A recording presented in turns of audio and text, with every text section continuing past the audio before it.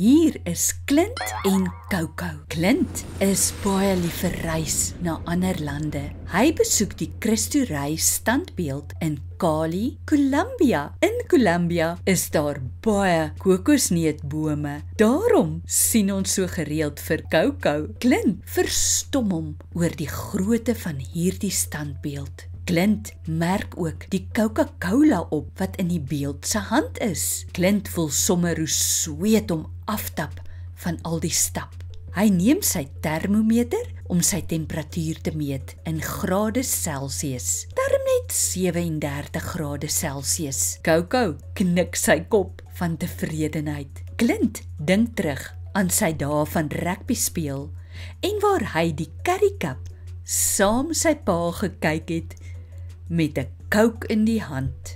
Clint besluit om eerder na 'n CD te luister van Karika Keusenkamp. Clint plaas die CD in die CD-speler en skielik is sy verlange sommer minder. Die Afrikaanse letter C maak die klank K. Ons kry nie baie hierdie klank in Afrikaans nie. Soms klink dit soos 'n K en soms klink dit soos 'n C.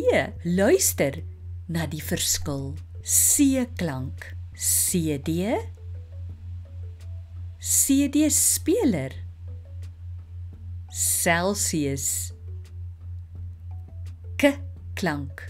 Coca-Cola, curry cup, Clint, Cali, Colombia, Christo Rey, Karika, Coco. Kom ons luister 'n bietjie vir Coco as hy so hoog in die kokosneutblare waai. Elke keer as jy hierdie geluid hoor, wil ek hê jy moet sê K en dan sommer een keer in die ronde draai. Luister mooi.